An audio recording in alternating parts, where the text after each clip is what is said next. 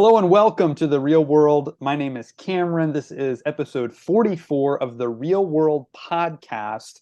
We are talking all about Nicolas Cage.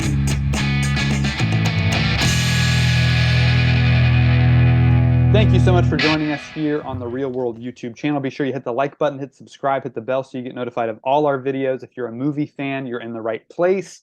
Joining me as always is Bert. How you doing, man? I'm great. How you doing, Cam? Doing good, doing good. Bert took a little bit of a break, and now he's back to talk Nic Cage. We're getting in the cage with Nic Cage today, so it should be a lot of fun.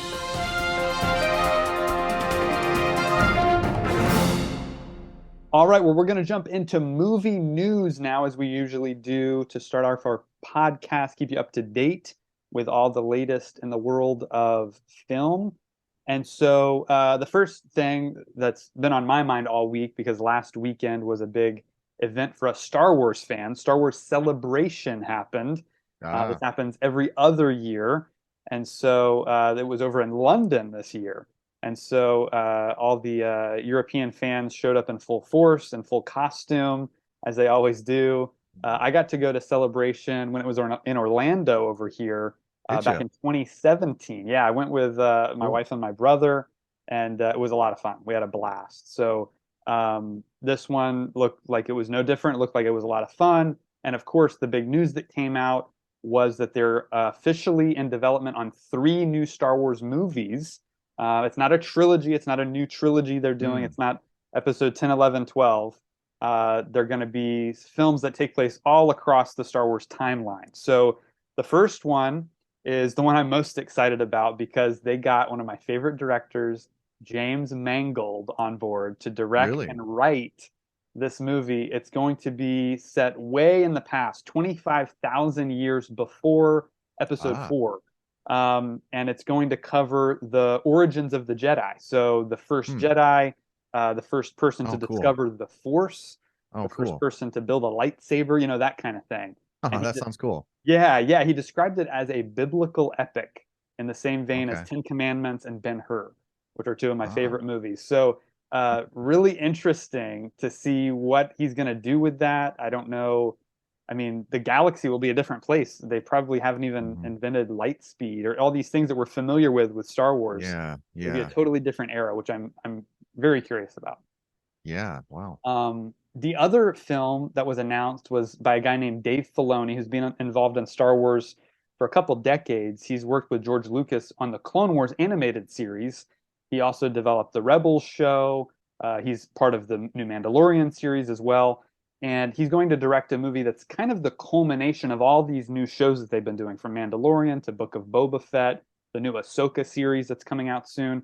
They're all kind of building towards this movie he's going to make. So it should be interesting. We don't really have many details on it, but we're assuming characters from those shows will show up in that film, which will be Okay. great payoff for those of us who've been watching these shows for years. So Yeah. Yeah. I'm definitely excited about that as well. Charmin Obaid-Chinoy is the other director who's involved in a film that takes place after Episode 9. So this is going further into the future Hmm. than we've seen before. 15 years after The Rise of Skywalker, Daisy Ridley is going to return as Rey from the sequel Hmm. trilogy films, and she will play a major role in creating the new Jedi Order. That's what that film is going to be about. Okay. So three new movies. Really excited about them.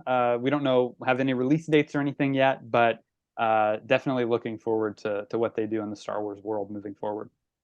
All right, moving on into some DC news. So James Gunn took to Twitter to officially announce the cast of the upcoming animated series Creature Commandos. Now, if we remember when James Gunn first announced this new DC universe he's building, the animated series and the live action stuff are all the same universe, just like Hmm. Star Wars. So the characters that he casts as the animated characters will show up in live action eventually. And Hmm. so we've got Frank Grillo Oh, as Rick I like Flag him. Sr. Yeah, I like him Okay. too. Yeah, he's great. Marvel crossover. Yep, exactly. So he's joined the DC universe now as Rick Flag Sr., who's the father of Joel Kinnaman's character from Suicide Squad, Rick Flag Oh, Jr. And okay. so um, he's going to lead the team. David Harbour is joining. Oh, okay. You know, people know him from Stranger Things and a few other new things that he's Oh done. boy. He's going to play Frankenstein. Oh, So that'll be an interesting role for him. Frankenstein's monster, I should say, yeah. not Well, right. Dr. Yeah. Frankenstein. I Um, automatically knew what you meant when you said that, right. though. And then we've got a few others. Adira Varma, who Star Wars fans will know, she showed up in the Obi-Wan Kenobi series with Mm, Ewan McGregor. She had a small role on that show. She's playing the bride of Frankenstein. Then we have Chloe Chow as Gill Woman or Dr. Mazunski. She's kind of like swamp creature, you know, okay. from Creature from the Black Lagoon, kind of their take on that. Alan Yeah. Tudyk is going to play Dr. Phosphorus.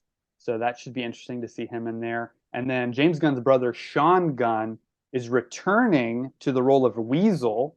Those of you who saw the Suicide Squad, he had a brief role as the Weasel character. And Yeah. he's also playing G.I. Robot. So he's going to play two characters, both, I'm Oh, okay. assuming, CGI characters, which is, you know, what he's kind of been doing. He plays Rocket on set for the Guardians movies. And so yeah, that rounds out our cast for Creature Commandos, and I think it's a Hmm. good cast. It's going to be an animated series, and then they'll eventually cross over into the live action films.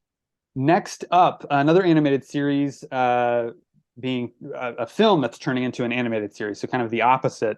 It's one of my favorites. It is Gremlins. So Oh, really? Gremlins is Yeah. becoming an animated series. It's called Secrets of the Mogwai, and they're going to set this on HBO Max May 23rd. So it just got a release Hmm. date. They got a brief teaser trailer they put out, and so it looks like a lot of fun. It's going to again explore the origins of these creatures and where they come from, you know, before the Gremlins movies happen. So that should be a lot of fun. Next up, Clint Eastwood's last movie. We talked about this on the podcast a week or two ago. His last film is called Juror Number Two, and it's going to be a courtroom drama. They just cast the two lead actors in it. Starring in this film will be Toni Collette Hmm. and Nicholas Hoult. So Okay. I'm very Like him. excited about They're this both good. casting. Yeah, Yeah. both great, great, great actors. Really like both of them a lot. Yeah. And getting to see Clint Eastwood's last movie. I mean, he's I think 93 now, and Yeah. so he's decided to call it quits and retire. And I think this will be like his 40th movie or something. So pretty Wow. incredible career he's had over the many decades he's been working in Hollywood. So yeah, definitely looking forward to that one as well. Yeah. Just a couple more things here. Amazon, of course, is becoming a huge force in the streaming world, and they purchased MGM recently. And Hmm. so now they own the rights to all the MGM characters and movies and shows. And so they've decided to start turning these things into either new films or many of them are going to be series, Hmm. as is the trend now to turn things into series. One of them is going to be RoboCop, which is a fun movie from the 80s. I really Yeah. enjoy. Yeah. So this is becoming a series, is what Okay. they're looking at doing with that. So that would be very interesting to see. Also, Stargate is going to get a Hmm. new series, which of course that was a movie and then it was mini series, and now I guess they're going to try to bring it back as both a movie and a show. So that'll be interesting to see. Legally Blonde. They've been trying to Hmm. work on the third one of that for a while. I guess they have Reese Witherspoon on board now, and so they're going to try to make the third film in that series. Gotcha. Barbershop, The Magnificent Seven. This is one of my favorite westerns from back in the day. That's going to be really interesting to see if they make that into some type of show, how that would work. The Pink Panther, they have the rights to that, so they're going to try to do something with that as well. Thomas Crown Affair, I heard that Michael B. Jordan is interested in developing a film, Hmm. remake of that. There's already been two other versions previously. And then the other one that I think is going to be interesting is Poltergeist. Hmm. They've decided to turn that into some kind of show or new movie in the coming years. So a lot of interesting, things there, interesting movies. A lot of them I really like, and so it'll be interesting to see what they do, what creators they get involved, if they decide to make them into a show or a movie, and how that's going to all play out. So yeah, we'll have to wait and see.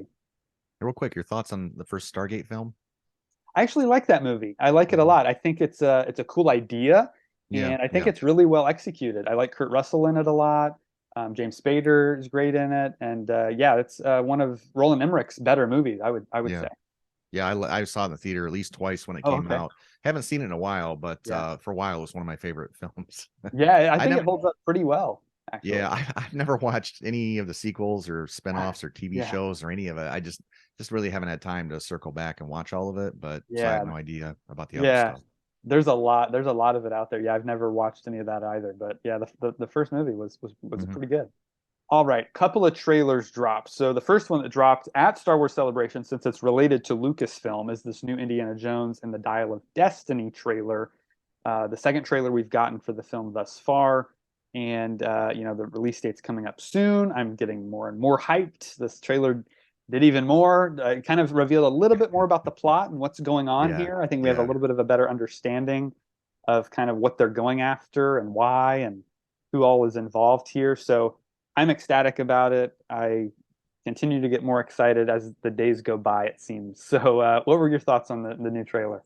yeah. I mean, it made me even more excited for it. I think this is going to probably be the number one film of the year, personally, because I mean, I'm within our family. We don't like I go to the movies a fair bit, but the rest of Right. my family doesn't. Yeah. But they're all like, "Hey, that we should go see that movie," and I'm Oh, like, really? "Oh." Oh, Like all the people that don't normally go are going to go see this thing. It's going to be okay. huge. But Yeah. one thing I wanted to say too, I noticed in this trailer, and I don't know if it was in the first trailer that came out, but the music, what they did with the score, it's kind of like at half tempo, I guess, Right, and right. it's like an alternative version of the theme, Yeah. and it was really cool.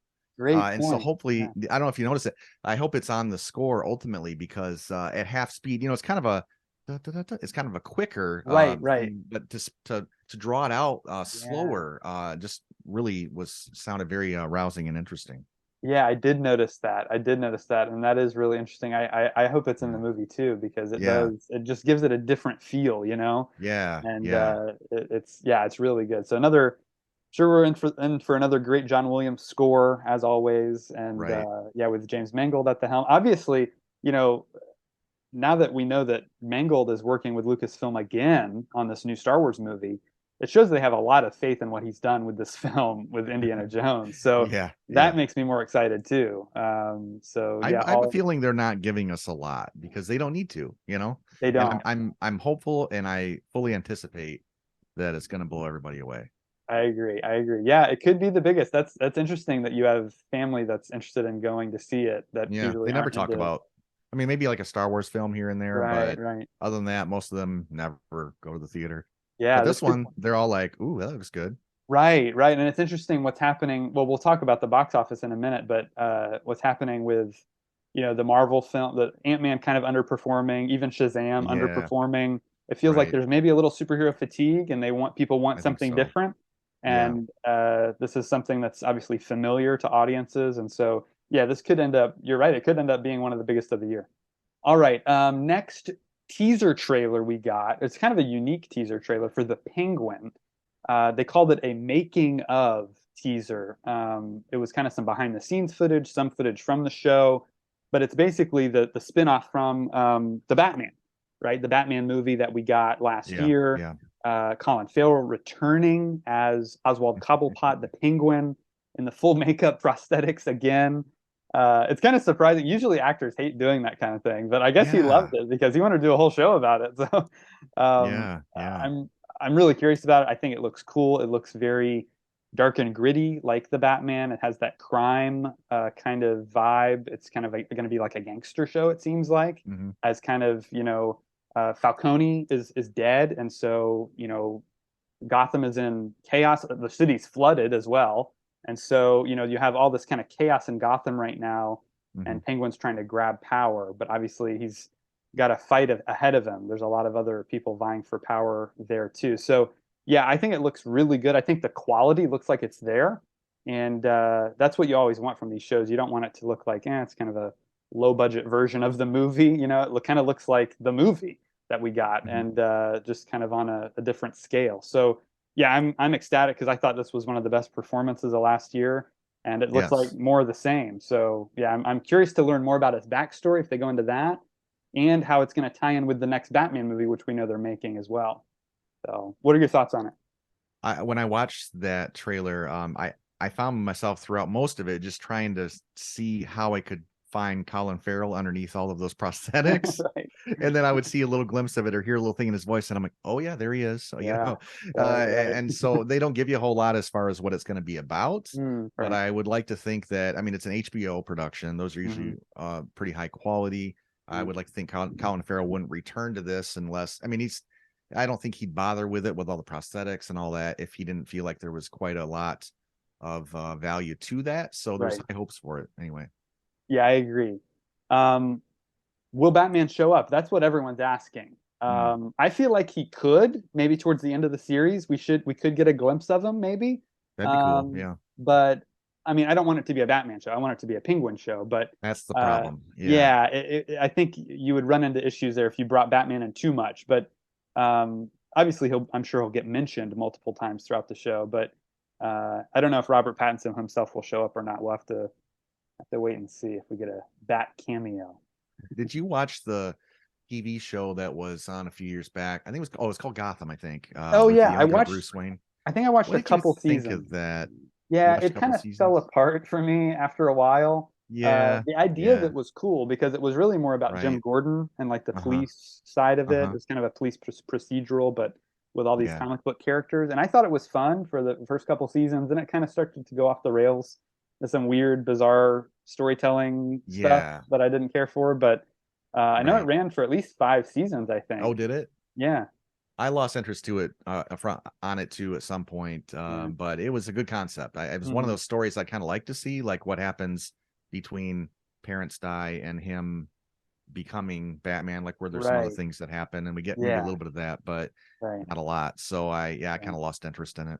Yeah, yeah. Hopefully this show keeps up the quality because I feel like that's hard with any syndicated television show, Yeah, the yeah, way it they do definitely it. is. Yeah, it's just like a weekly thing. They have to produce like 20 something episodes and it's hard to do. It's really hard to do. Well, So, and not only that, but it's very clear when the writing staff resets and they move them yeah, on to another show, and like this right. next season comes out and it's like, what happened to my show I liked? Clearly Right. the writers were like, okay, you guys got this because we're Right. gonna go do this show now. Right.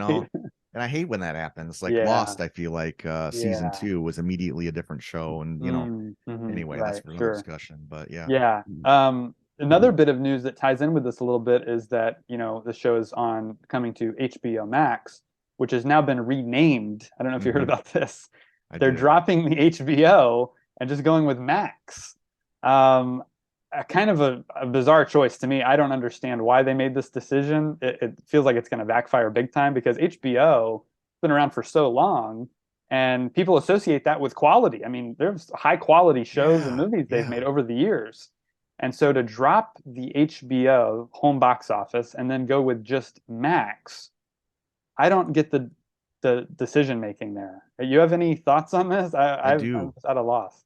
Well, yeah, I would say going back to at least The Sopranos, if not before, HBO has decided that we're basically going to make movie-like content, but on TV shows. And Right. they were about the only ones that were doing it back then, and they Yeah. set that standard, and they still maintain that standard. Hmm. So, right, why would they drop that? And then you've got the confusion of like, well, I don't know whatever happened to Cinemax, but I mean, Mm. some people that don't really subscribe to HBO might be like, what is this? Is this Cinemax? Right. What exactly is, you know what I mean? Like they don't know Yeah. what HBO Max is necessarily. So when they just see Max, but Yeah. all that stock that you built up with the HBO name, you Yeah. want to lead with that, I would think. Right. Right. Yeah. Just call it HBO. If you're gonna just drop something, drop the Max and Yeah. leave But HBO. you know how fickle they are. They change these things when it I doesn't work, know. right? So Yeah. I it'll probably change. I have a feeling it'll change again. But yeah, interesting stuff. All right, so moving on to the box office breakdown. We like to do this every once in a while, look at what movies are making money, which ones are not. And looking at the new movies that came out this weekend, it was a pretty interesting result here. So Super Mario Brothers movie is just dominating the I box saw office. that. Yeah, it's It is crazy. crazy. This movie, this in its second weekend, made $87 million, Wow. which is crazy. And so it's now at a total in North America, the total is 347 million. Mind you, it's only been out 2 weeks, so just over 14 days, barely. And then worldwide, it's already at 678 million. Yeah, So it's on its way to becoming a $1 billion film. It's on its way to easily. possibly being the highest grossing animated movie of all time, surpassing Frozen, Yeah, which would be incredible. So yeah. obviously, you know, this is going to be a theme this year because we're coming out of the pandemic, and Hmm. last year was kind of like the comeback year. It was like, but it was kind of like a soft comeback. It was like Yeah. $1 or $2 billion movies. This year, I feel like Hmm. we're going to have at least five or six, probably. I think so. Real return to form. So Hmm. yeah, this could be the first one of 2023 that hits a billion, and shows us that people are ready to come back to cinemas, which Well, is and cool. Nintendo, yeah, it is. And Nintendo's been shy about doing that. Right. And this is kind of a gamble because Yep. the first one back in the 90s, that I think that lost money. Oh And so yeah. they've basically kind of stayed like all these properties that they've never really made films from them. And now Mhm. with this, there's going to be 18 of these movies. You know what Oh I yeah. mean? Absolutely. Already, you know that. And Right. that's a good thing. But they've got built-in worldwide appeal because these aren't American specific Yep. products. So that's good. I can't wait to see it. But I do hope they make more of these. Yeah, it's a lot of fun. It's definitely worth watching. It's one the whole family can enjoy, and yeah, they did a good job with it. We've got our reaction on the channel right now. Me and my Mhm. buddy Anthony did. He came on the podcast last week and we talked about it, and so it was a lot of fun. And yeah, I will say stay after the credits because yeah, they do set up a sequel for sure. So it's Nice. fun. Um, Two other movies that came out. One of them is Renfield, which is the reason we're doing the Nic Cage podcast. It's his latest movie. He's playing Dracula in this new adaptation of that kind of vampire story. It focuses on his henchman, Renfield, played by Nicholas Hoult. So that movie, unfortunately, didn't do very well this week and only grossed 7.7 million Ooh. on a $65 million budget. That is a pretty Mhm. big bomb. And so it Boy. only got a B- cinema score, which is not very good. So yeah, I haven't seen it, didn't get a chance to watch it. It was getting, fairly good reviews from what I saw. But obviously people just, I don't know if they weren't interested or if the Mario movie is just still overshadowing everything. I don't know if it was the timing of the release or what exactly happened, but I like the trailers. I mean, I'm interested in going to see it. It's just I think it's one of those that I feel like I'm not like dying to see, so I'm going to wait for the streaming or to rent it later. And so yeah, I'm curious to find out if it ends up making more later or what ends up being the total here. But yeah, pretty disappointing opening there. Yeah, it didn't look mainstream enough to make a killing, no pun intended, but it's but his seven's pretty low, especially these Yeah. days. Yeah. Their Yeah, marketing especially was probably four times that. yeah, exactly. Right. Yeah, that's pretty disappointing. But the other film that actually ended up being second at the box, beat Renfield, most people did not expect it to, was The Pope's Exorcist with Oh, Russell Crowe. wait, Um, he's in that? I didn't know he was in yeah, that. Oh, he okay. is. Yeah, he's the lead Huh. role. So Interesting. that ended up grossing 9.1 million, but its budget was only 18, so it already made half its money back. Oh, So yeah.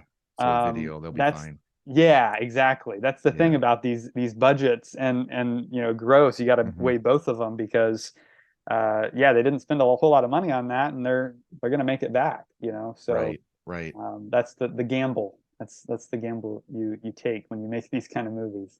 They already made back the amount they paid to Russell Crowe for the film. At least his salary was paid by the first weekend. All right, we're going to jump into the physical media report now, segment of the show we've started to get more into lately, looking at what's coming to Blu-ray and 4K.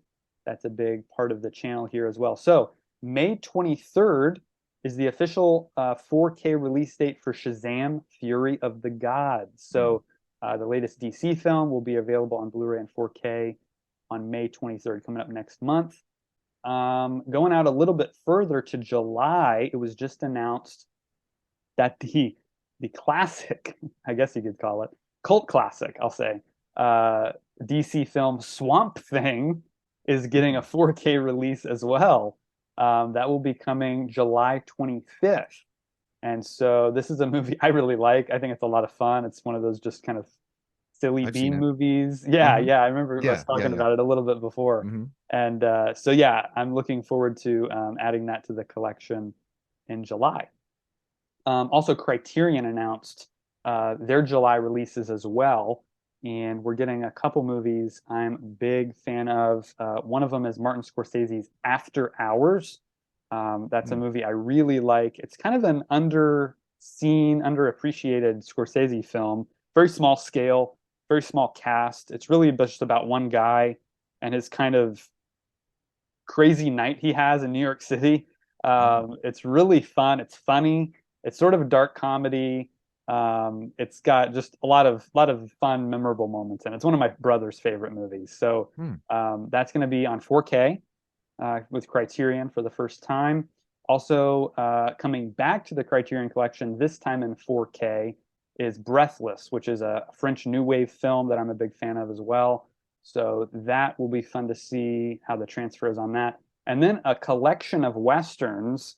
As you know, I'm a huge fan of Westerns, Hmm. and the Renown Westerns, which is 5 films made by the same director, actor, and producer and their production company. They made 5 different movies, and back in the like 50s, 60s, late 50s, early 60s, and so those are all coming to 4K Criterion for the first time, which I'm ecstatic about. So those are all Wow. coming around July 18th. So be on the lookout for that, all you Criterion fanatics, of which I am one. Last thing before we jump into our main topic, movie anniversaries. I had to mention these two. I own both of these movies, and they're some of my favorites. 55 years ago this week, 2001 A Space Odyssey was released by Wow. Stanley Kubrick. So this is a classic, landmark film in cinematic history for the sci-fi genre for what they did with the special effects here. It's really amazing. This film has inspired so many directors. George Lucas, Christopher Nolan talks about this movie a lot. It's just one of those that's kind of a must see for any film historian because of what they were able to achieve in this movie. I mean, it really does hold up incredibly well what they were able to do here. So I've got the 4K edition. I have yet to put this in the player, but I plan on putting it in very soon. So look for a review of this coming on the channel pretty soon. This one's packed with special features, commentaries, documentaries. Very, very nice set they put together here with the 4K set. So yeah, huge fan of this movie. Have you seen this, Bert? I don't think I have, and I Okay. I need to. I'll be Yeah. interested in your review on it. Maybe Yeah. worth picking up the 4K because I know, for instance, my favorite film of all time, Interstellar, by Mm, Nolan, owes a lot to. I know it owes a lot to that film. I'm aware of it, and I know the sure. plot and some of the things Right. that take place in it, but I don't Yeah. know that I've actually. So it's from like the 60s. I didn't run the Yeah, math on that, 68. but Yep, 68 it wow. came Okay. out. So yeah, yeah, it's a good movie. Definitely worth a watch. Yeah, I'll definitely um get that review out as soon as I can. And I'm sure from what I've heard, the 4K is stunning. I'm sure it's gonna be So good. Yeah. yeah, I mean it was all shot on I think 65 millimeter film. Oh, And okay. so yeah, just great, great stuff. So yeah, look out for that coming soon. Um Also, The Evil Dead, the first Evil Dead movie is turning 40 Wow. this year, this week. So yeah, that's another one I'm a big fan of, and like the whole trilogy. Sam Hmm. Raimi, we're going to be talking about him on the podcast next week because Evil Dead Rise is coming out, which he's a producer on. So my brother's going to join me on the podcast next week. We're going to talk all about Sam Raimi's movies, and that will be one of them. So yeah, that one turns 40. They're doing a lot of marketing for that Evil Dead Rise movie. They are. They are. Yeah, Mhm. I'll be curious what the box office is on that. See if that franchise continues. And they're choosing to not do it at Halloween time, which is always a risk. It can often, some people want horror year round, like me, Right. and so it can be a worthwhile gamble.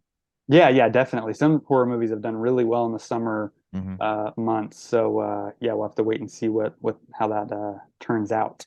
Okay, folks, we're ready to jump into our top 5 Nic Cage movies.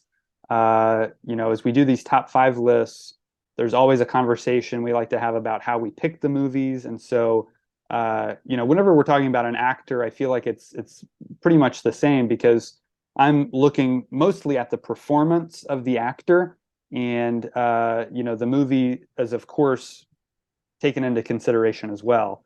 But I really am looking at Mr. Cage's performance. I want kind of just his best performances, essentially, is what I'm looking at. I want a good variety of different types of movies, different types of performances, but ultimately it comes down to which ones that I feel like he delivered the best performance. Where did I believe him as the character the most?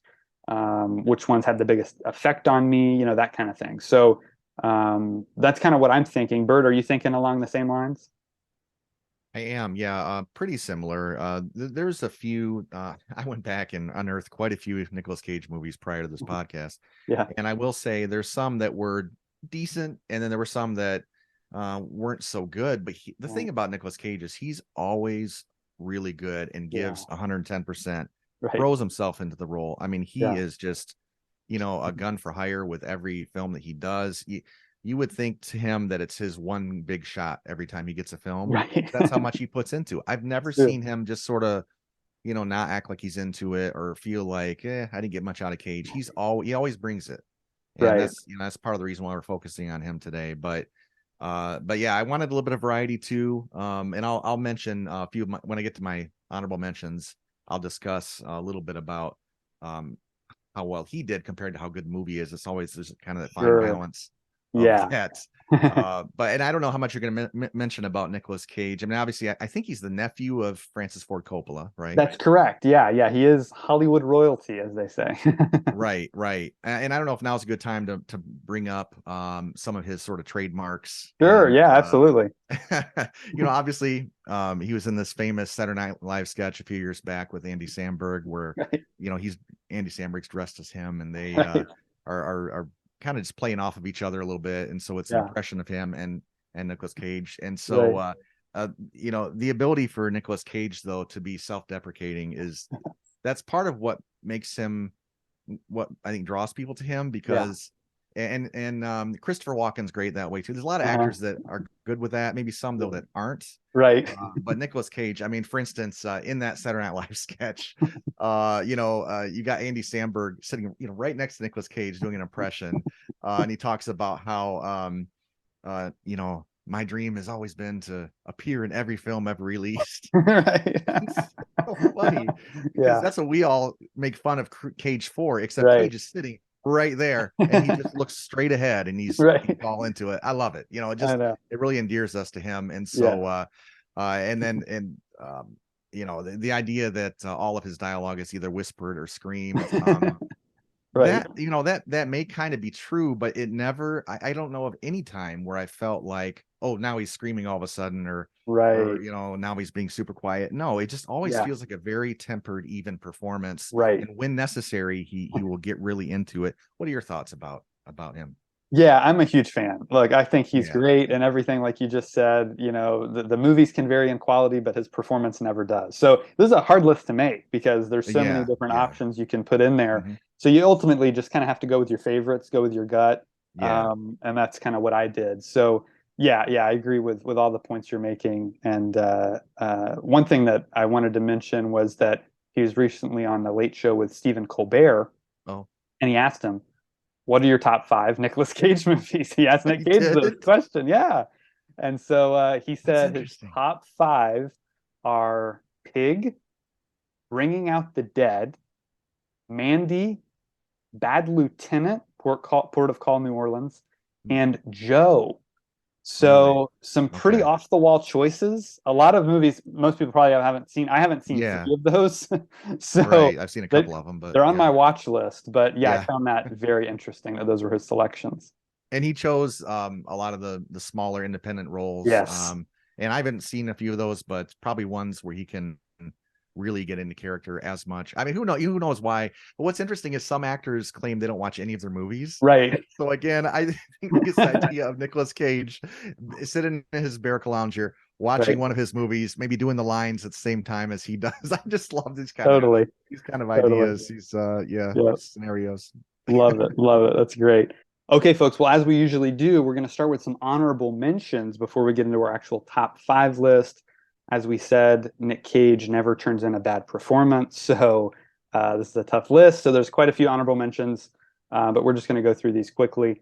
I wanted to start with, I'm going to kind of go chronological through his career. An early role that I thought he was really good in was Peggy Sue Got Married, and this is directed by his uncle Francis Ford Coppola. So I really like his role here. He's very endearing. His character, I really just like this guy. He's just a really nice, good dude, and he's putting on an accent for it, and I think he does a great job with that. And so yeah, that was the first one I wanted to mention. I've never seen that one. I Oh, really really? want to because I think it's time travel. Isn't it a time travel movie? It is. It is. Yeah, Yeah. and I try to Yeah. watch every time travel movie. Yeah, it's a So I'm kind of definitely gonna watch that one. right. Yeah, it's a different. It's more. It's kind of Groundhog Day, Back to the Okay. Future-esque in some ways. Yeah, yeah. It's fun. It's fun. Good. Next one was his first collaboration with the Coen brothers in Raising Arizona, which Mm. I find to be one of the funniest movies I think I've ever seen. It's hilarious. I've only seen it once, but I really really like it, and trying to find time to watch it again this week. I didn't get to, but really like Raising Arizona. I think he's great in that as well. It Could Happen to You.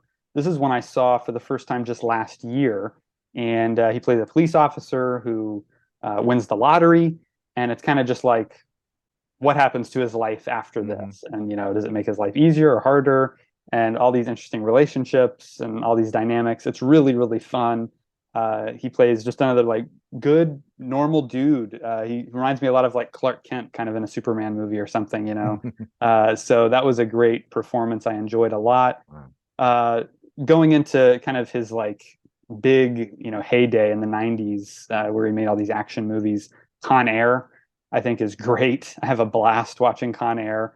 He does a great job in that movie. I just think his character is so interesting to watch and so much fun. So I'm a big fan of that one. I also really like Face Off. I was close to putting Face Off in the top five because that is an awesome action film. Crazy idea.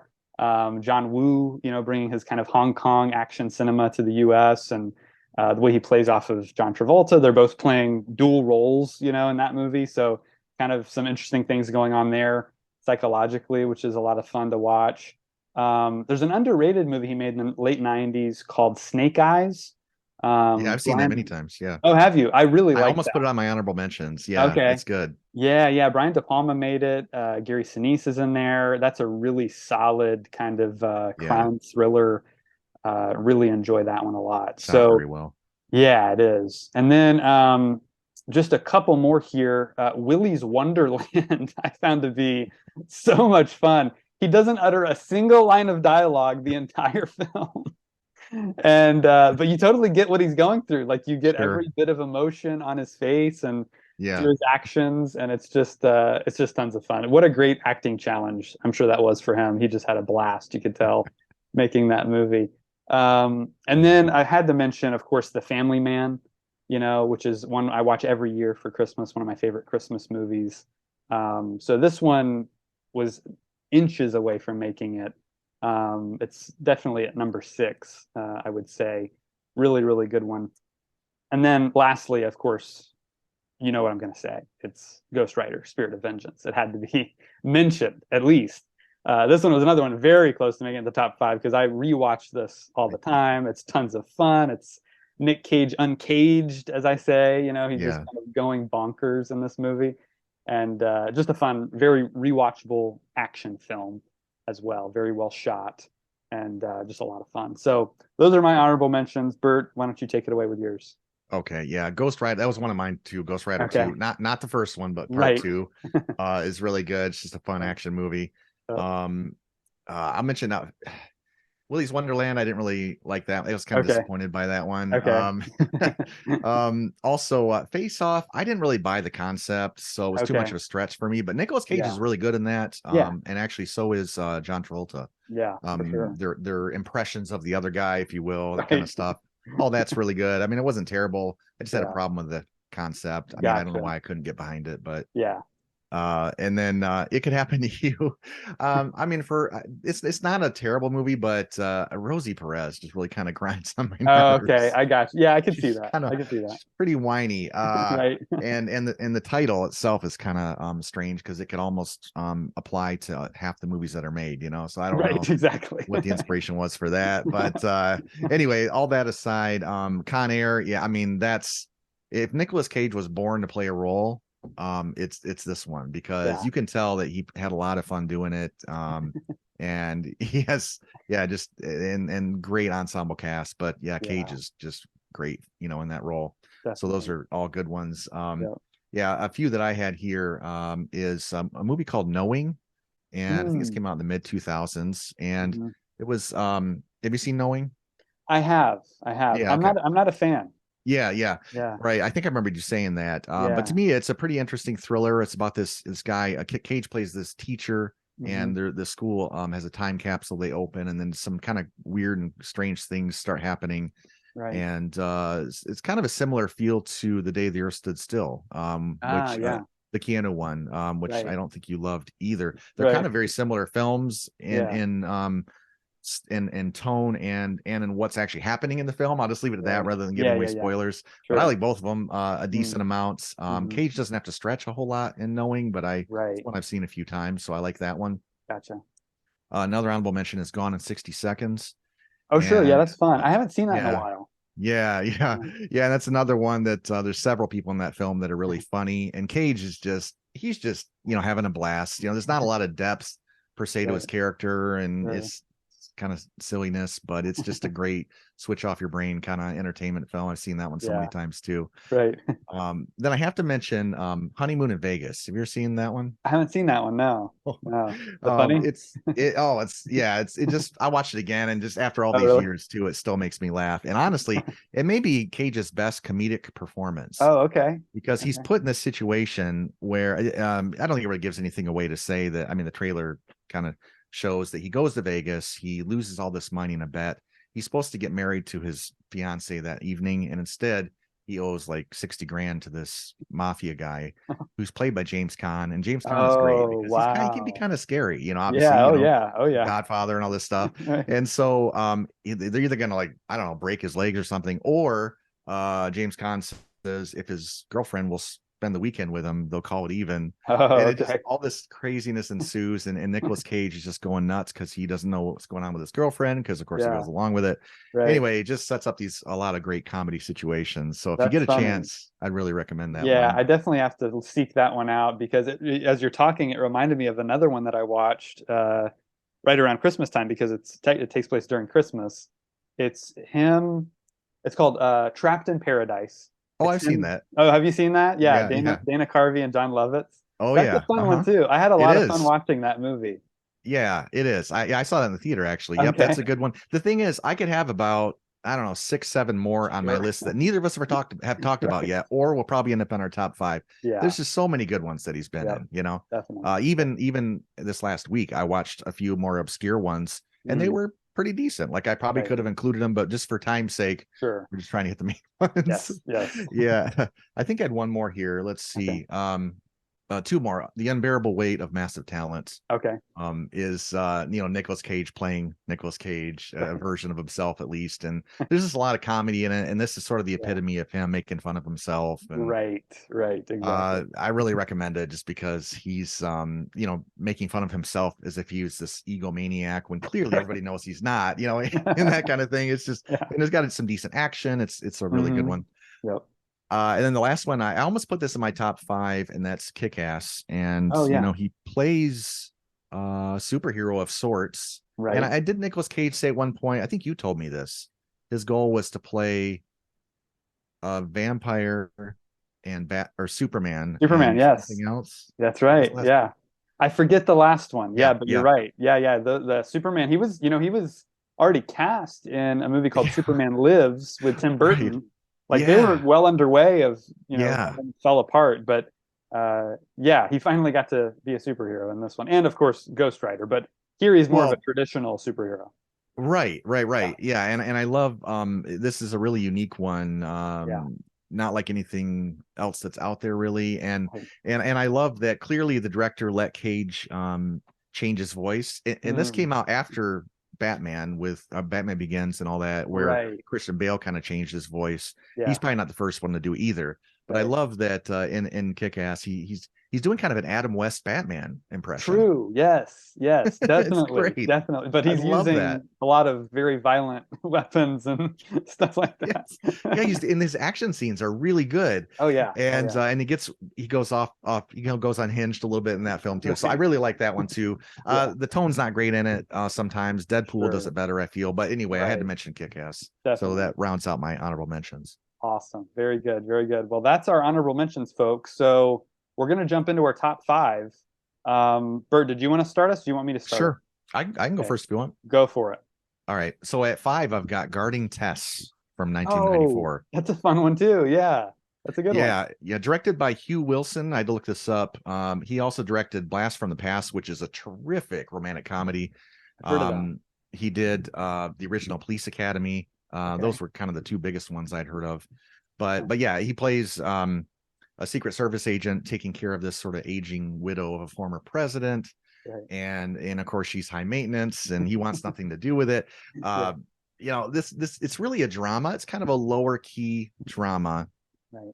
but what really makes this work is the complexities of the characters, Hmm. because you find out that she seems like this sort of stubborn, bitter older woman or something, but it turns and she doesn't seem to like her person assigned to her, but it turns out she really does love him, Yeah. and Right. and vice versa, like Yeah. he's really frustrated where he's at, but those moments where he truly shows that he cares about her are just Yeah. really great. And there's some really nice music in this film as well. Mm. Cage, more than probably any film I've seen, is very stoic Mm. here. He's Hmm. playing it very much by the book, Right. according to what I think a real agent would do, Yeah. except when these sort of maddening situations happen, he reacts, and then we get Yeah. Cage. So it's just one of those that it's a complex role, but more of a subdued one for him. Mm. But it's a very good movie, and one of his better performances too, I think. Yeah, I would agree. That is a really fun movie. I enjoyed watching that. It has a lot of great humor in it, and just pulls at your heartstrings at just the right moment. So Yeah, yeah, yeah. solid pick to start us off. Awesome. All right, let's jump into my number five, which was one of your honorable mentions, The Unbearable Weight of Massive Talent. This Great, great. is so much fun. Got to rewatch this week. My Yeah, wife was like, "We have to rewatch this. If you're doing Nicolas Cage, we have to rewatch because she loves it too." So because it's just so funny, it's ridiculous. It's very meta, like you said. It's yeah, Nic Cage as Nic Cage, this kind of exaggerated version of himself, and this family that obviously aren't his real family members, but it's really a father-daughter story at the heart of it, is what I feel sure. like. And they do a great job with all that stuff. Pedro Pascal is wonderful. He's good. Yeah, he's He's good so in it. much fun in this. He's great. I love the opening of the movie where they meet each other and they're kind of getting to know each other and talking about movies, and they watch Paddington 2 together and they do all this, just fun stuff that I just think as a movie fan I get a lot out of it because they're referencing all Yeah, these, history of cinema and directors and actors and things like that. So I get a lot out of it. I have a ton of fun with it. He said this was his most challenging role because he really didn't know how really. he was going to approach this, because how do you play yourself, but it's not really you, it's like it's such a hard thing to do, but he pulls it off very well. He's got Yeah. this kind of mental image of himself, younger Nic Cage, that's there several times throughout the Yeah, movie. it's like a de-aged version, right? Yeah, it is. Yeah, it's him, just Yeah, de-aged, yeah. and Hmm. he does a great job playing that character as well, which is a lot of fun to see. So, yeah, it's just a fun kind of like meta narrative with a lot of great comedy. Like you mentioned, some great action too, great like car chases and Yeah, different yeah. things like that. And so it's just really well done, a lot of fun. I like the supporting cast. Patrick Harris is in there. Ike Barinholtz, Mhm. Tiffany Haddish, they all do a good job, and ultimately has a good message. It's really about being, like I said, a better dad. You know, that's kind of Yeah. ultimately what the film is about. And I like how we get like the movie within the movie at the end too. That's a lot of fun. So yeah, just one that I greatly enjoy. I've watched a couple of times now, and I have a lot of fun watching. That's a great one. Yep. All right, let's jump into your number four. What do you got? I have got another one that I'm not sure you loved a whole lot. It's Hmm. 2007's Next is the name of Oh, it. okay. So yeah, let me get your thoughts on it because I don't hate it, but Oh, okay. Okay. it definitely makes some bold choices. Yes. Yes. Yeah. It's a bit different. So it's Yeah. directed by a guy named Lee Tamahori, Hmm. who is from New Zealand. He's from. Yeah. And he did Die Another Day, Along Came a Spider, The Edge. Those were the kind of the notable ones Right. that he did. And this is apparently based on a 1954 sci-fi story called The Golden Man by Philip K. Dick. Oh, Blade Runner guy. Yeah, yeah. Minority Yeah, yeah. Report. Yeah, He's yeah, he's done yeah, loads of stories that have ended up becoming movies. Yeah. right. Yeah, and he plays this guy Chris Johnson. He's a guy who has precognition. Just for people who haven't seen it, Mhm. precognition. It's kind of like Doctor Strange, where he can see a little bit ahead, so he knows which path to take. Mhm. And then once he knows he's on a good path, he allows time to move forward.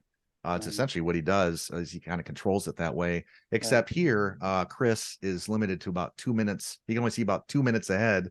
Right. So anyway, um, and there's just a lot of sort of funny and entertaining situations. Mhm. This thing, I guess I would almost call it like a rewind, where if he thinks something's not going right, he can always bail out as long as it's Yeah. within the last two Yeah. minutes. Like he Right. just rewinds it, you know. Uh-huh. Uh-huh. I I think there's some really good romance here. Jessica Biel, she's always great. I feel like Mm. I wish I could see her in more film. Yeah. There's some really beautiful locales here. They shoot Mhm. apparently, I don't think it's CGI. They shoot within the Grand Canyon. Yeah. There's some beautiful scenery. There's a great score by Mark Isham, Mm. and a little, some of the action's a little bit preposterous, but I like it. I think it's a lot of fun. Most of the VFX are good. Interestingly, too, Cage underplays the character for most of the runtime. But the fact Right. is, he's good. He's good here, and it's such a good film. I was surprised. I rewatched this probably the fourth or fifth time I've seen it, Mm. and I was surprised how much I liked it. Like I'm probably at 4.5 stars on this Oh, thing. wow. But Okay. then I looked up Letterbox and I'm like, this is like a small little 85-minute film. And I wonder if people sort of hammer it, because there could be some criticisms of it. Sure. And Letterbox score is 2.2 out of 5. So Mm. I think on average people don't like it for some reason, and I haven't looked into Mm. that. But personally, I would have been fine if they expanded it a little bit more, and maybe there was like another 20 minutes or so of Right. plot. I think I'm not sure why it's so short, Yeah. but there's also a little bit of a, you could call it a twist ending, Yeah. and I really like that. And I think it almost sets it up like it could have multiple sequels. Right. Right.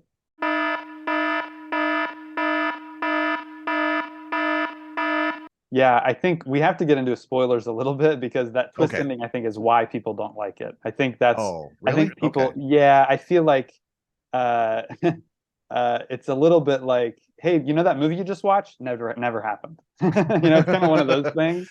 So I think Yes. that's Yeah. why people are like, oh, that kind of felt like a waste of time. But look, it's a bold move. I don't hate it. I just feel like you do feel a little bit cheated. I kind of get that Really? sense a little bit.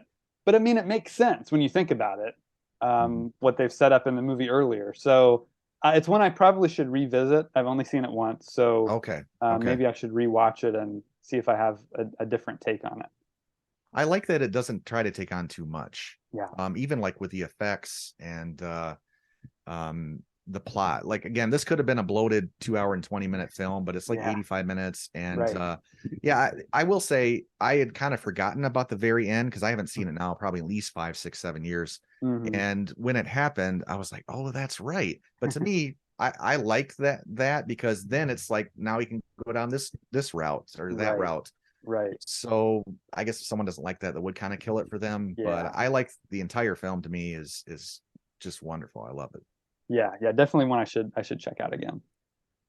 All right, number four for me is The Rock. So I'm a huge fan of The Rock. Look, these top four, they could almost be in any order because they're all Yeah, such great movies. yeah. The Rock is one of the best action films of the 90s.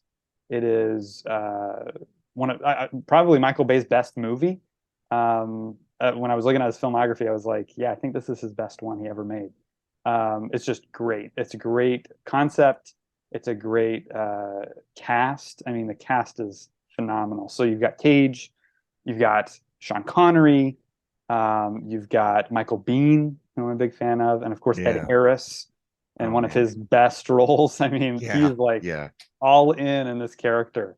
It's funny. I've actually got it on in the background. I was watching some of the behind the scenes before, and they have an Oh. outtakes Mm-hmm. option. Have Mm-hmm. you seen the Those are outtakes? famous outtakes of Ed Harris. He goes nuts. I mean, Yes. it's Those crazy. are yeah, Yeah, those are legit. Yeah, yeah, he goes off the rails a little bit. Mm-hmm. right, for Yeah, sure. it's very He's very, interesting. very in character.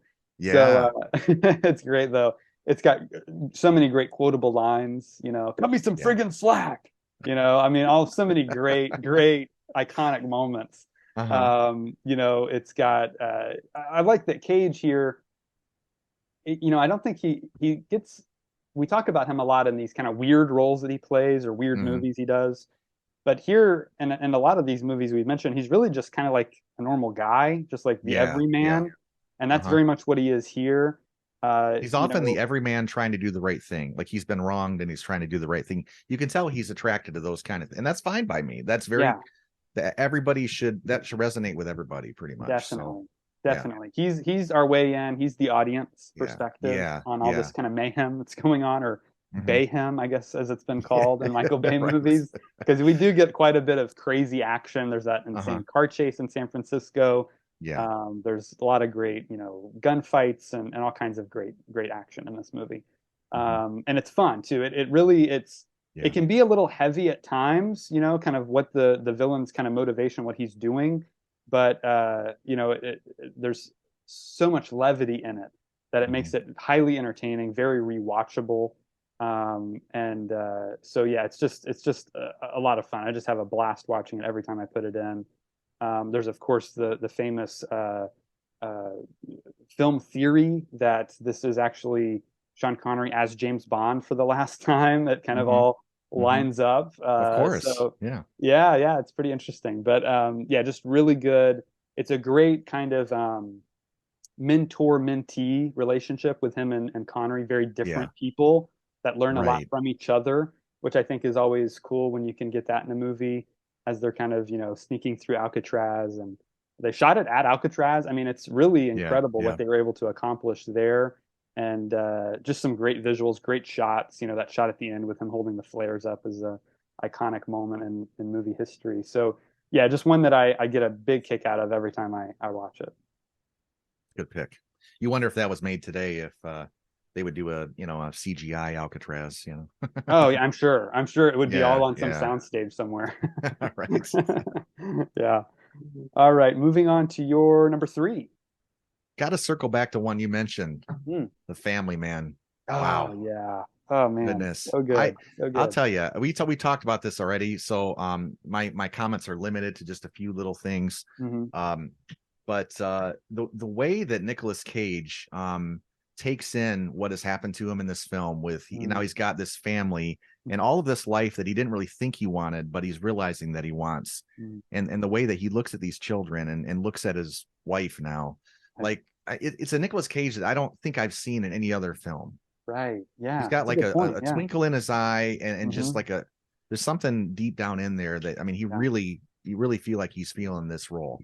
Right. Um I will say it's a sillier version of this film is Mr. Destiny, which Oh is yeah, also you really mentioned good. that. Yeah, I haven't seen Uh that. Yeah. it's also Hmm. really good. Hmm. But and obviously it's a remake of It's a Wonderful Life.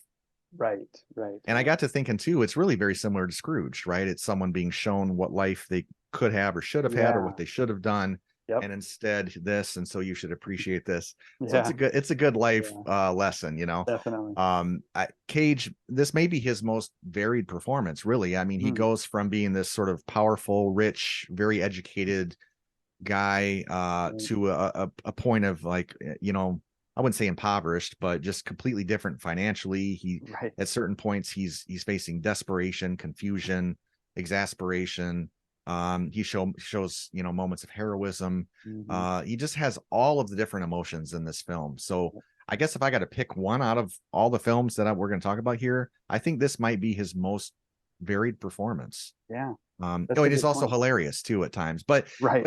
not in the way that he's being silly. This is really Yeah. just him being the straight man, like you Yeah. kind of alluded to, and he's just reacting to this Yeah. craziness that he's put in. And that's Right. something that's so pivotal. Like if you can't 100% nail that, the movie's Yeah. gonna fail, you Yeah. know? It's true. Yeah, Um, it really hinges on his performance. You're right. Completely. yeah, It's all about his character and the journey he goes on. And so yeah, I would totally agree with all that. It's one of his best. Um, it's again one we watch every year, so yeah. obviously we're all big fans of it. And the supporting cast is great. Taya Leone is wonderful, and Jeremy Piven and Jeremy Don Piven. Cheadle. Uh, Yeah, yeah. I mean, all of them are really good. So yeah, solid pick. I like that one a Yeah, lot. the last thing I'll just say about it is there's a scene where he's by himself and he puts on a family video of Mm. some events that have happened in the past, except it hasn't happened to him because he doesn't Right, remember it. right, And so he's kind of filling in his brain on what kind of person have I been then if I've gotten to this point. right. And it's just such a strange scenario to be in. Him watching, Yeah, if you were to watch video of yourself doing things you and you don't never did. remember any of it, but you're Right, trying to like, okay, but that is me. But you know what I mean? Like it's right. so complex. It's just one Yeah, of the great things about this film. So yeah, I'll tell you what, I'm almost at 5 stars on this. I was 4 the last time I watched it. yeah, Now I'm closer to 5. yeah. This is a great film. It is. It is great. Great pick. Glad we got to talk about it. All right, moving on to my number three. It is one of his favorite films of his. It is Pig. Mm, I'm a big fan of Pig. Pig came out of nowhere. I didn't. I had no interest in seeing it. It looked bizarre. I didn't get it when I watched the trailer, but it got such positive word of mouth that I was like, I guess I got to check it out.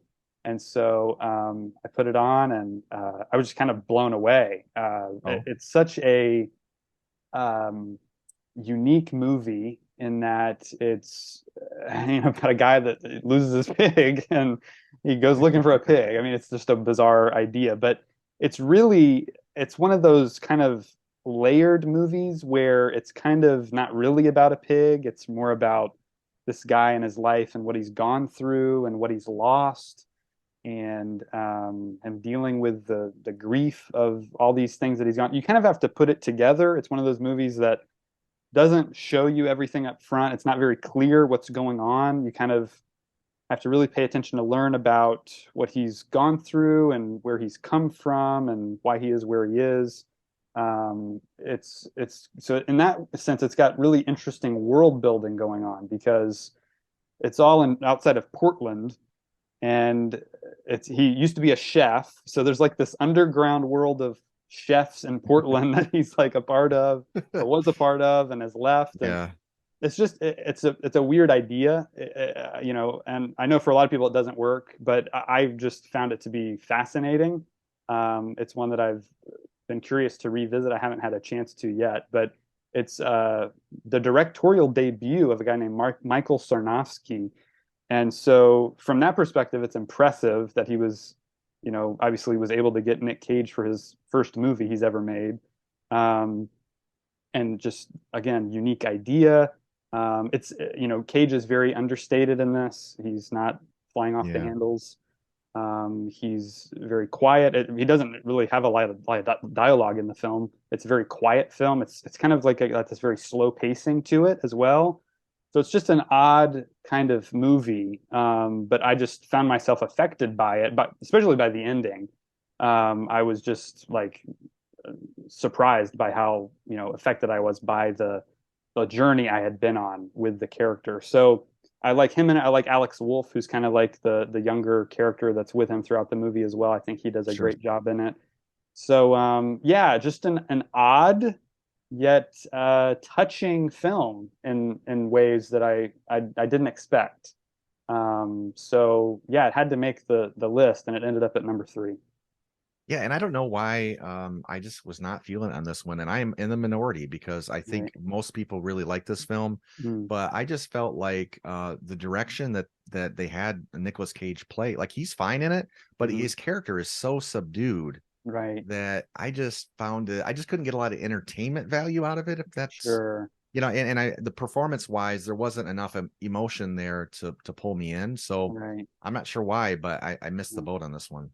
Gotcha. No, I think a lot of people would have that reaction. Like I said, it's just different and the way it's done and the way Yeah, it's set up. It's not your typical Nic Cage movie. It's very different. And I think that's probably why he likes it so much is because it let him branch out and do something totally off, and different sure. from what he's used to doing. So yeah, but for me it made the top three. I really enjoyed it.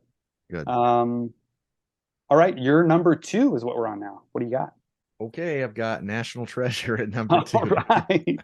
See, this is another one my wife wanted to rewatch. She loves these movies, and I refuse. Yes. But I know why too. right, And in National Treasure 1 and 2, he's playing the same character. They're very similar films. yeah, And to me, heresy maybe, but I think it's pretty much the perfect adventure film. I feel it's entertaining throughout. There's all this mystery, and yes, you can actually get educated a little bit from it.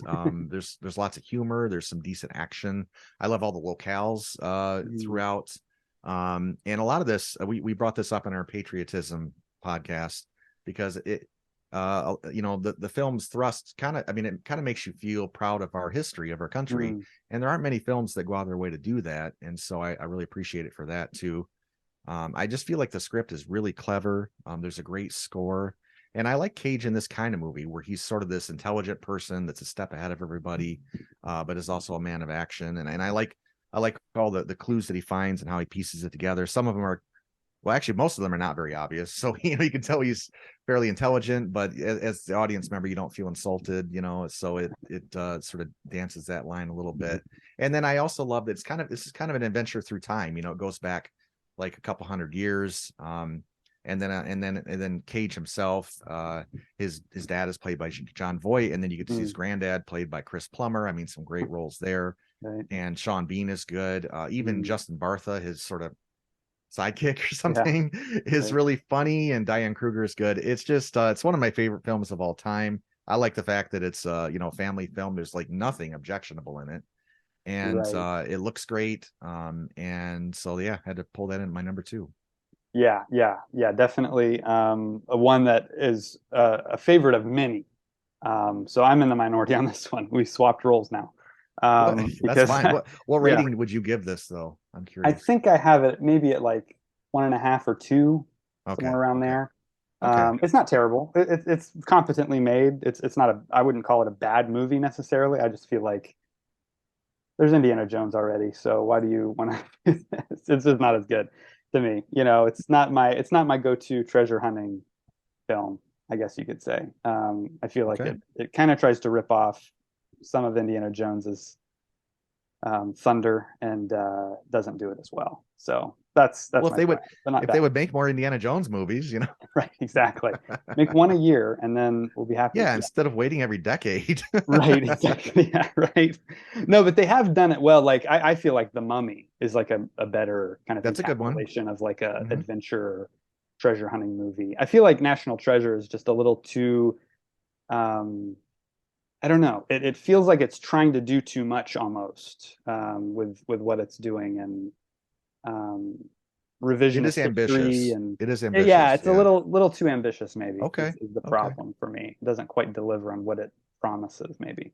Okay. So, Fair enough. It's a anyways, five-star film for me, yeah, one and two, frankly. I mean, gotcha. yeah, it's probably I know it's in my top 50 of all time, maybe even top 25. So, I think I like two better than one. mm, I think if I remember, it's been a while since I've watched either of them, honestly, but yeah. I think I remember liking two a little bit better. Um, but anyways. Two, he meets the Um, president and that kind of yes, stuff. So that's kind of fun. Yeah. right, exactly. Yeah, and they've been talking about a third one for a while. I mean, I wouldn't mind if they made a third one. It'd be kind of fun to see a slightly older Nick Cage doing it. Well, maybe Maybe if he'll, this Indiana Jones movie is yeah, profitable, they might do it right, exactly. Yeah, Disney will get on top of it. if it's All right, profitable. right. Okay, great. Well, we're gonna jump into my number two now. That was your number two. So my number two is Matchstick Men. Um, I am a huge fan of Matchstick Men. This one I've watched many times. This may be the Nick Cage movie I've watched the most, actually. Oh wow. I really enjoy this film. It is directed by the great Ridley Scott. Gladiator, Alien, Blade Runner, so many great films he's made over his career. And he was making this while he was prepping another movie. So this is kind of almost like the Robert Zemeckis situation where it's like, hey, we're Oh waiting for yeah. Tom Hanks to lose the Yeah. weight or whatever, and it's like we're gonna go make another movie. So he was like, he was making, I forget what it was, but he was Oh. making some big movie that it was gonna take months to prep, and he's like, well, Oh. while you Let's guys just are do another prepping movie. that, I'm gonna go make this movie. So it's a con man film. You know, Matchstick Man is another term for a con man or a flim flam man. It's Nick Cage in a role that's challenging because he's playing someone with obsessive compulsive disorder. And Right. so he's got all these little ticks, and he's got to make sure everything's clean, and um, shut the door 3 times, like all these little things that he does that you catch on to, and that opening sequence, very quickly. You're like, "There's something off about this guy." So, but it's great how that plays into these cons he's doing with Sam Rockwell, who's another great actor I adore. Yeah, I like Sam Rockwell. So they play off each other so well. They're complete opposites. Sam Rockwell's a total slob, and he's annoying him all the time with all the little things he's doing. So they have great chemistry back and forth. It's ultimately becomes about a father-daughter story. Is really what's at the heart of the film, and all of that stuff is great. Him and Allison Lohman have great chemistry. You totally buy her as this, kind of young, impressionable teenager, and their relationship is what makes up the core of the film. And so all of that I think is played brilliantly. The script by Ted and Nicholas Griffin, who also wrote Ocean's 11, Hmm, wrote this film, and they that's a do a good one. great job with the dialogue. It's shot by John Matheson, who worked with Scott on Gladiator, Kingdom of Heaven, Robin Hood. He also shot some recent films like X-Men First Class, Logan, and Doctor Strange in the Multiverse of Madness. So quite an accomplished director of photography. Great editing too. This movie's just over in 2 hours, and it breezes by. A guy named Dottie Dorn did the editing. He's a great editor because he's worked with Christopher Nolan on Memento, extremely difficult movie to edit. Yeah. Insomnia. He worked with Ridley Scott on Kingdom of Heaven. He's worked with Zack Snyder on Zack Snyder's Justice League and Army of the Dead Hmm. and the upcoming Rebel Moon. So great behind the scenes team. Of course, Hans Zimmer working with Scott again on the score, which is fantastic. Great soundtrack, a lot of kind of like Sinatra, a lot of kind of soul music and R&B, which reminded me a little bit of Ocean's 11, that kind of Vegas feel to it. The whole movie kind of has an old school feel in that it is just kind of a straightforward drama, with a lot of great moments of levity in it, and just a character based film. I mean, there's really nothing extravagant going on here. No big action scenes or anything like that. It's just all about the characters and the actors relating to one another, and they just all do an excellent job with it. They really make us care about the characters and what they're going through and their relationships. It's all very believable. There's moments of danger and drama throughout that are really, really palpable and memorable. So yeah, it's one that I get a big kick out of. I enjoy just spending time with these characters and watching them kind of develop. So that had to make number two. Yeah, and I've only seen a few minutes of it. I didn't realize that it was that well liked. Mm. Probably one I should go back and revisit. Yeah, Ridley highly, highly Scott's usually recommend it. good. Yep, for sure. All right, that's my number two. So, Bert, give us your number one Nick Cage movie. Number one is The Rock. Nice. Awesome. Great. Yeah, it's hard to keep quiet during your review, Right. but it's I mean one of the best action movies ever. This is another one Mm, that's probably my top 20 of all time, mhm. 25 at least, Yeah. films. And it's really yeah. I'm waiting for the 4K, but I know, it still hasn't come out. And this was a Criterion, wasn't it? This and Armageddon were Criterion at one I know point. Armageddon was. I can't remember if this one was a Criterion or not. Maybe it might I have think been. it was. I think I Yeah. had it at one point. I don't know Oh, what okay. happened to it, but yeah, I mean, this is just the concept is so interesting, and the execution of it is just phenomenal. And Yeah. it's the script here is maybe the best action script that I've come across, because Yeah. it's uh it's so punchy and funny Hmm. and tight, and the exposition's perfect, and Bay of course has the military dialogue down, and Yeah. so it's just a tremendous script. Mm. Nic Cage is he's perfect as this sort of uptight but educated FBI agent, and he's thrust into this field job that he doesn't really want, but he's got to pretend Right. like he is a field guy. And because Mm. normally he just specializes in chemical weapons. Right. And so I would say this probably ties with his best performance that I've seen him do. Mm. Probably ties with The Family Man. This one's a lot more physical. I mean, there's a Right. lot of physicality he does in this film, Yeah. and it's believable. In the film, it's believable because he has been trained as an agent. He's just not Sure. in the field. So I've Right. heard the reason I say this. I've heard the criticism that oh, just magically he can do all this stuff out in the field. Well, I feel they addressed that pretty well. Like at Yeah. first, like you said, Yeah. it's the mentorship. Like Yes. Sean Connery. Right. Never you must never hesitate. Like that kind Yes, exactly. That's pretty of. good. Yeah. So and Cage does show a lot of ranging emotions here. Like you can tell that he's really passionate about protecting people from this awful stuff Mm-hmm. that he doesn't want to kill millions of people with. Right. The comedy is just this could almost be considered a comedy. There's so much comedy in this thing, Yeah. and pretty much all of it is funny. I mean, Yeah. throughout the entire film, and Right. so many characters. Not Mm-hmm. just Cage, but Mm-hmm. Sean Connery's hilarious. Right. The guy that plays Womack, the agent, he's really. I mean, there's Sure. just so many characters in this film that are just hilarious. Yeah. But really, it's just the combo of Cage's great performance and it being one of my favorite films of all time Mm. that I had to put this at number one. Yeah, yeah, definitely. Yep. Everything you said is spot on. It is a great action movie. One of the best for sure. Because of, like you said, the stories, the characters, the blend of the different characters, the location, I think has a lot to do with it. And so yeah, excellent choice for number one. That's a good one. All right, folks, we are at my number one pick for Nicolas Cage movies, and it is Bringing Out the Dead. This is a Martin Scorsese film from 1999. It was a box office bomb. The budget was 32 Really? million, and it only grossed 16 million.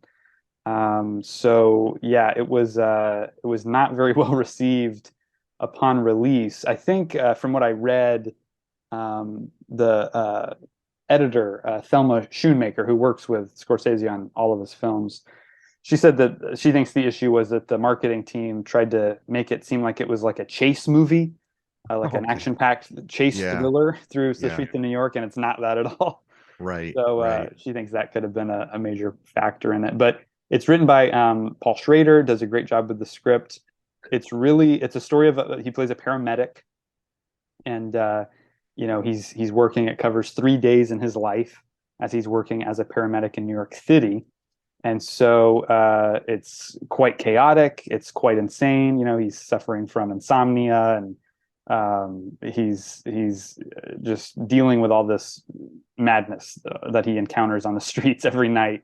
And it shows him working with three different partners in this ambulance. So his first partner is John Goodman. Then we get to see him with Ving Rhames, and Mhm. then finally with Tom Sizemore. And so the way he plays off of each one of them and how unique their personalities are is a big part of what made this movie fun. I had never seen this movie before last week. Oh, So this okay. was one that I've only seen once because I literally watched it like 4 days ago for the first time, Wow. and Hmm. I was just blown away. I really was impacted by this movie in the way it's shot. So unique. I mean, he's using all kinds of editing tricks of speeding up the film and slowing it down, and It's really a psychological thriller in my mind, because we're really in his head with him. We're kind of experiencing the world through his eyes, the way they're using lighting and shadow and all these different, elements that they're using, kind of every filmmaking tool they have to really help us understand what he's going through throughout this movie. So, it's just a great story. It's all about life and death. It's all about, the kind of ugly reality we live in. He's really kind of coming to terms with the fact that he's not God. I feel like Yeah, you feel like yeah. he can bring people back and he can do all these things and he's trying to save all these people, but ultimately he realizes I can't save everyone. And so it's really, a very, very personal film.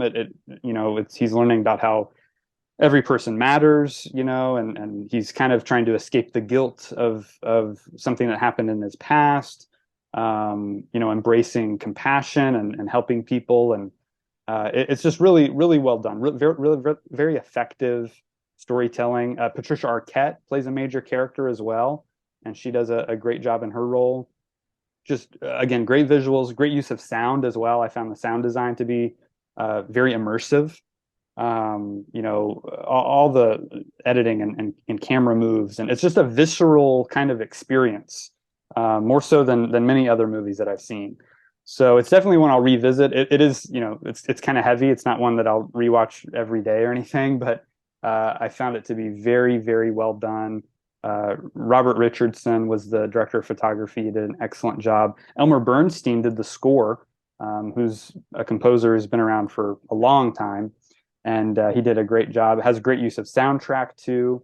We get Van Morrison, Frank Sinatra, Stevie Wonder, all kinds of great artists in the soundtrack as we're kind of going through New York City. Scorsese himself has a vocal cameo over the radio several times, Oh, which is fun to hear.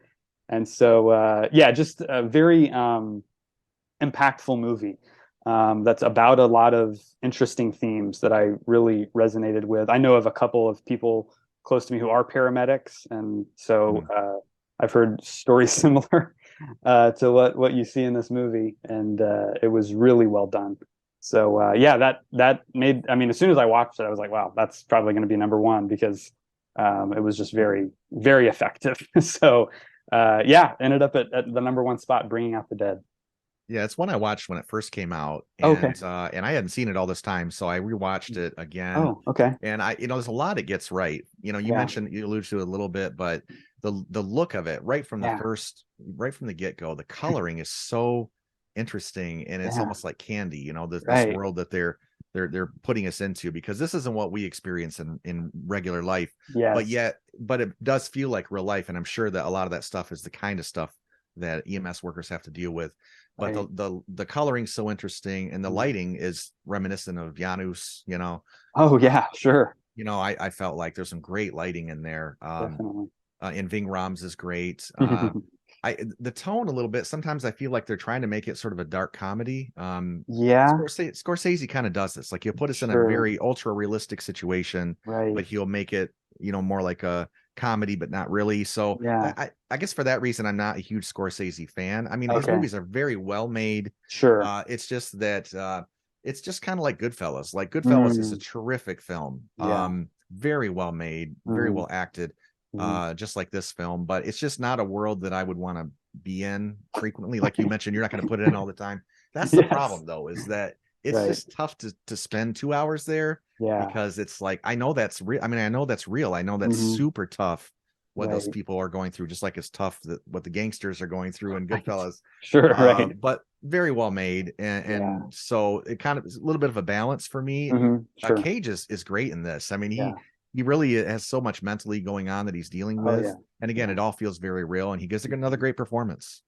Yep. Definitely. Yeah. Yeah. I was really, really pleasantly surprised with it. I'd heard a little bit about it. Like I said, it Mhm. bombed, so it's not like one of those that when you hear about Scorsese, you don't hear like, oh, you got to watch Bringing Out the Dead. It's always like Goodfellas and Departed and all these other movies that he's made. They're great movies too, Sure, but sure. this one I feel like flies way under the radar, and it's that's unfortunate because it is so well made, and like I said, it just had an impact on me. So Well, that's Um, why we have these pods, is to yep, shine light on these films that maybe that's got right. missed by people. That's one of the reasons. That's right. Absolutely. Absolutely. Well, thank you so much for joining us again on this episode of the Real World Podcast, episode 44. Nic Cage movies. Let us know your top five in the comments below. Make sure, again, you hit the like button, hit subscribe, hit the bell so you get notified of all our videos. That greatly helps us. We're so close to 200. We're almost at 200 subscribers. We greatly appreciate the support so far. So let's get past 200 and on our way to the next episode, which, like I mentioned, is going to be all about Sam Raimi, the director, and all of his films. We're going to cover our top five. My brother's going to join me for that one, so that should be a lot of fun. Make sure you follow us on social media. We're on Twitter, Facebook, Instagram. Follow us there. Those links are in the description below. Thanks again, Bert, for joining us. You bet. All right. Thanks again for joining us on this episode. We will see you next time right here on The Real World.